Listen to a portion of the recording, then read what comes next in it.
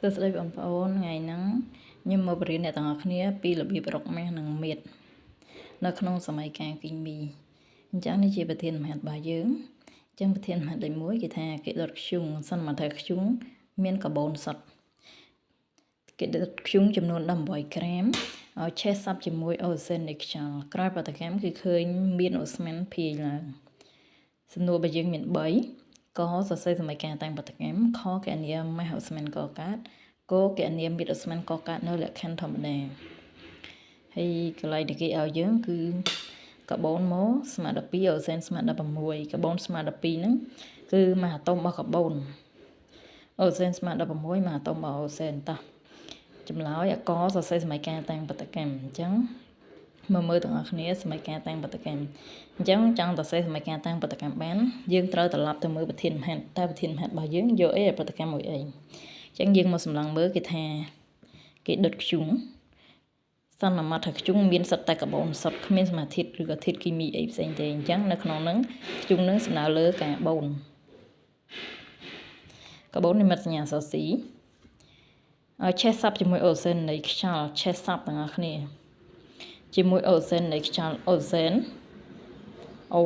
អញ្ចឹងន័យថាកាបូនប្រតិកម្មមួយអូសែនតោះមើលសរសេរសម័យកាលតាំងប្រតិកម្មទាំងអស់គ្នាកាបូនសរ C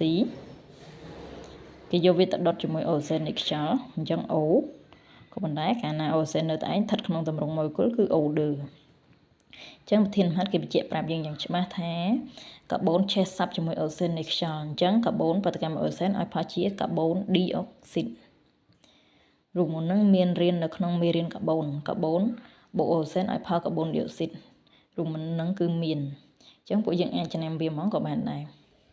ហើយគេបញ្ជាក់ប្រាប់យើងច្បាស់ថាឆេះសាប់បើឆេះសាប់ផលិតផលកកើតគឺកាបូនឌីអុកស៊ីត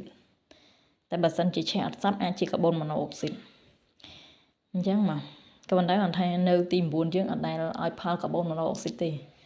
អញ្ចឹងទូប្រធានមហេតុគេអត់មានប្រាប់ថាឆេះសាប់មិនឆេះសាប់អីគាត់ដឹងតែកាបូនបុកអូសែនឲ្យផលកាបូនឌីអុកស៊ីតដែរអាចចំណាំអញ្ចឹងបានក៏ប៉ុន្តែបើសិនជាគេវិភាគឲ្យត្រឹមត្រូវបើវាឆេះសាប់ឲ្យផលកាបូនម៉ូណូអុកស៊ីតតែបើឆេះអត់សាប់ក្នុងករណីខ្វះអូសែនផលិតផលដែលកកើតគឺកាបូនម៉ូណូអុកស៊ីតអញ្ចឹងការសរសេរសម័យកាលតាំងប្រតិកម្មឲ្យត្រឹមត្រូវដាក់ភាពរូបឲ្យវាអញ្ចឹងកាបូនជាប្រភេទអីឥឡូវយើងអាចមកមើលនៅក្នុងតារាងខួបរបស់យើងនេះទាំងអស់គ្នាសម្គាល់ធាតុគីមី black វត្ថុរឹង red osman blue វត្ថុរាវអញ្ចឹងពណ៌ខ្មៅតាំងរឹងក្រហមតាំងអូស្មានខៀវតាំងវត្ថុរាវអញ្ចឹងយើងមកមើលកាបូនរបស់យើងទីតាំងនៅតាណាកាបូននេះកាបូនអក្សរ C ពណ៌ខ្មៅអញ្ចឹងពណ៌ខ្មៅគឺវត្ថុរឹងអក្សរកាត់អក្សរ S អញ្ចឹងយើងដាក់អក្សរ S ឲ្យវាមកនេះគឺជាការអាស្រ័យត្រឹមត្រូវហើយ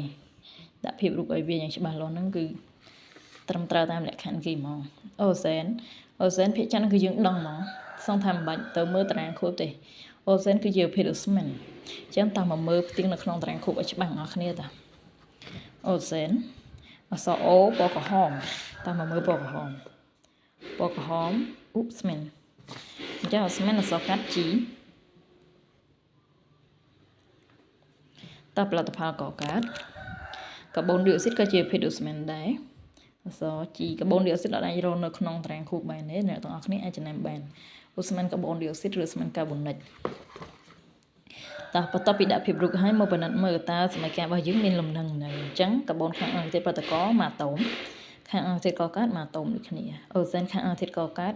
ខាងអង្គធាតុប្រតិករ2អាតូមខាងអង្គធាតុកកើត2អាតូមស្មើគ្នាអញ្ចឹងសម័យកាលមានលំនឹងហើយមិនបាច់ត្រង់ទេអញ្ចឹងរួចខ្លួនសម័យកាលតាំងប្រតិកម្មមួយតោះចុះបន្ទាត់ចូលសំណួរខគេគណនាម៉ាស់អូស្មានកកើតអញ្ចឹងបើកមួយស្លឹកទៀតមកតទៅនេះ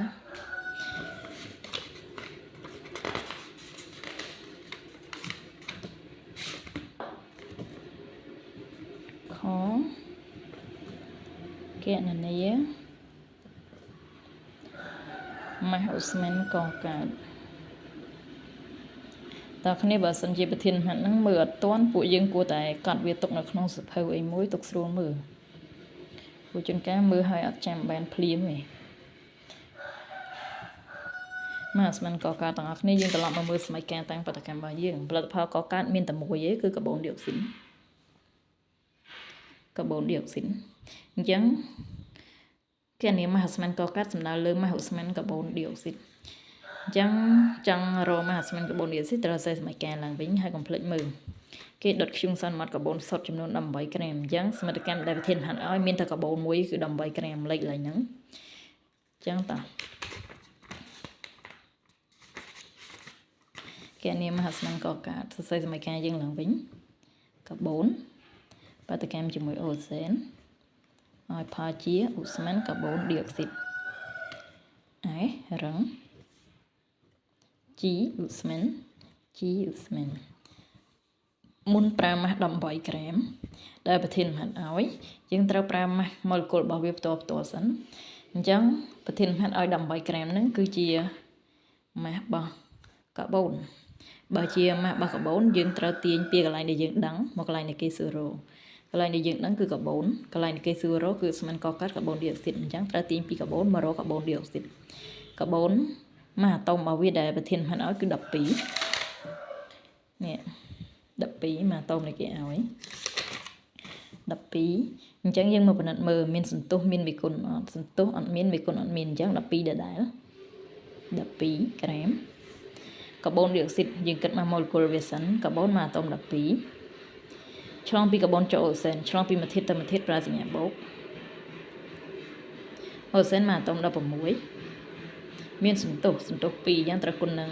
2មានបុកមានគុណធ្វើគុណមុនអញ្ចឹង16 2ដង32បូក12 44ក្រាមអញ្ចឹងបើតាមសម័យកាលបញ្ជាក់ថាកាបូន12ក្រាមបំភាយចេញនៅស្មានកាបូនឌីអុកស៊ីតចំនួន44ក្រាមចាស់កាបូនដែលគេប្រាប់យើងថាគេដុតរហូតដល់18ក្រាម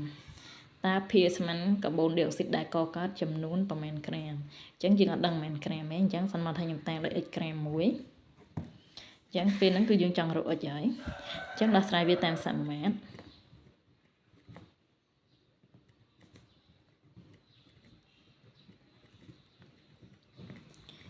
យក12លើ18ស្មើ44លើ x 12លើ18 44លើ x ទាញរក x មកតាមផលគុណតួចុងស្មើផលគុណទុំមធ្យមអញ្ចឹង12គុណ 1x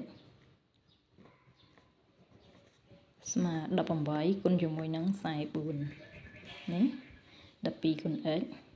ស្មើ18គុណ44ទាញរក x មកនាំ x ស្មើ18គុណ44ចែកឲ្យ12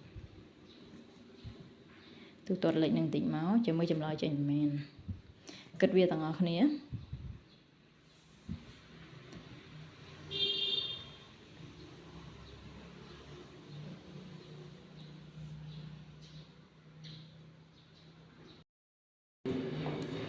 ទាំងអស់គ្នាអញ្ចឹងយើងគណនាឲ្យ18គុណ44ចែក12ស្មើ66ក្រាម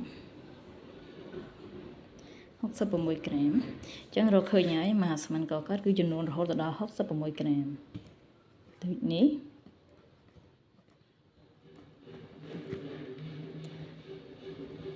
ម៉ាស់កាបូនឌីអុកស៊ីតកកើត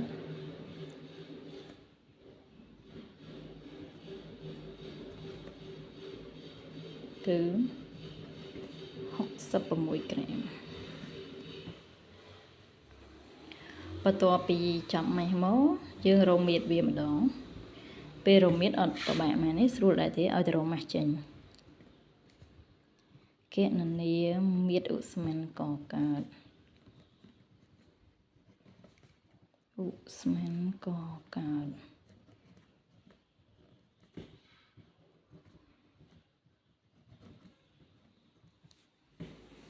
តើគ្នាឧស្ម័នកកើតនៅក្នុងប្រធានបហាត់របស់យើងហ្នឹងគឺកាបូនឌីអុកស៊ីតអញ្ចឹងនៅគេប្រាប់យើងថាស្ថិតនៅក្នុងលក្ខខណ្ឌធម្មតានេះមើលសំណួរគោគណនាមៀតឧស្ម័នកកើតនៅលក្ខខណ្ឌធម្មតាតើគ្នាលក្ខខណ្ឌធម្មតារាល់ឧស្ម័នទាំងអស់ឲ្យតែវាស្ថិតនៅក្នុងលក្ខខណ្ឌធម្មតាលក្ខខណ្ឌប្រកដីហ្នឹងវាមានមៀត 22.4 លីត្រដូចគ្នាទាំងអស់ក៏ប៉ុន្តែគាត់ថាខុសគ្នារវាងម៉ាស់ម៉ូលេគុលរបស់វាពួកយើងអាចមើលឧស្ម័នកកើតរបស់យើងជាកាបូនឌីអុកស៊ីតអញ្ចឹងកាបូនឌីអុកស៊ីត ម៉ាស់ម៉ូលេគុលរបស់វាគឺកាបូន12អូសែន16គុណ2ស្រុបចូលគ្នា44ក្រាមអញ្ចឹងម៉ាស់ម៉ូលេគុលរបស់វា44អញ្ចឹងបើវាជាប្រភេទអូស្មန်កាបូនឌីអុកស៊ីតអញ្ចឹងកន្លែងហ្នឹងគឺត្រូវអញ្ចឹងបើគេប្រាប់ថានៅលក្ខខណ្ឌធម្មតាអញ្ចឹងគេដាក់ថាកាបូនឌីអុកស៊ីតស្មើ44ក្រាមមានមាត្រ 22.4 លីត្រនិយាយទៅមាន 22.4 លីត្រហ្នឹងអត់ចោលទេគឺដឹងតែ 22.4 លីត្រចំណិចហ្មងតែបើប្រភេទអូស្មန်ហ្នឹងមិនមែនជាអូស្មန်កាបូនឌីអុកស៊ីតទេវាជាអូសែនវិញអូសែនយើងដឹងហើយតាអូសែនម៉ាស់អាតូមមិន16សន្ទុះឡើងនេះ2 16 2ដង32អញ្ចឹងប្រធានបត្តិហ្នឹងបើគេប្រាប់វាជាអូស្មန်កាបូនឌីអុកស៊ីតវិញកន្លែងហ្នឹងយើងត្រូវសរសេរថាកាបូនឌីអុកស៊ីត32ក្រាមមិន12ទេកាបូនឌីអុកស៊ីត32ក្រាមមានមាត្រ 22.4 លីត្រយ៉ាងតែបើជាប្រភេទអូស្មန်អីផ្សេងពីហ្នឹងយើងគិតម៉ាស់ម៉ូលេគុលរបស់យើងតាមនឹងដូចគ្នាព្រោះប្រធានបត្តិរបស់យើងអត់មានប្រាប់លក្ខខណ្ឌនេះមកទេលក្ខខណ្ឌនេះអត់ប្រាប់មកទេក៏ប៉ុន្តែអ្វីដែលគេប្រាប់គឺលក្ខខណ្ឌធម្មតាអញ្ចឹងលក្ខខណ្ឌធម្មតាសំដៅលើហ្នឹងហើយបើសិនជាអូស្មန်នឹងជាកាបូនឌីអុកស៊ីតកាលណាលក្ខខណ្ឌធម្មតាសំដៅលើកាបូនឌីអុកស៊ីត44ក្រាមមានមាត្រ 22.4 លីត្រតែបើក្នុងមហាត់របស់យើងមិនមែនជាកាបូនឌីអុកស៊ីតជាអូសែនវិញគឺអូសែន32ក្រាមមានមាត្រ 22.4 លីត្របាទឥឡូវមក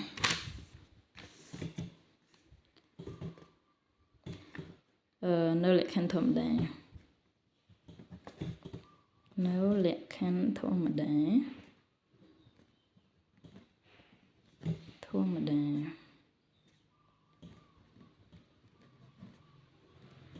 នៅលក្ខខណ្ឌធម្មតាមានន័យថាកាបូនឌីអុកស៊ីត44ក្រាមមានមាត្រ 22.4 លីត្រ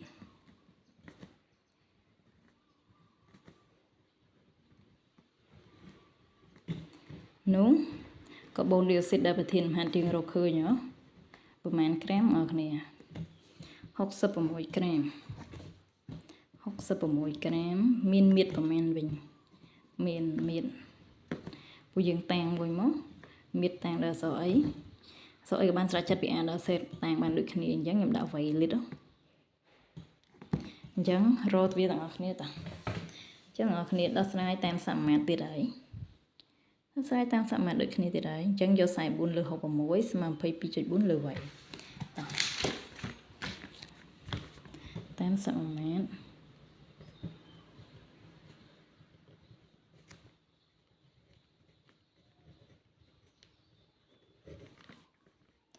ត្រូវយកនេះ44លើ66ស្មើ 22.4 លើ y 44លើ66ស្មើ 22.4 លើ y ទីរក y កាត់ណាតែបើមើលអត់យល់ផលគុណតួចុងស្មើផលគុណតួមជ្រុំ y ស្មើអាណាដែលគុណ 1y បោះទៅនៅខាងភាគបែងអញ្ចឹង44នៅខាងភាគបែងអញ្ចឹងខាងលើគឺ66គុណឲ្យ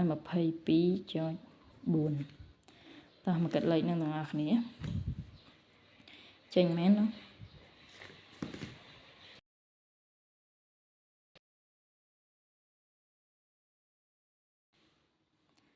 ទាំងអស់គ្នាអញ្ចឹងមាត្រយើងរកឃើញហើយគឺ33.6 លីត្រអញ្ចឹងដូចនេះ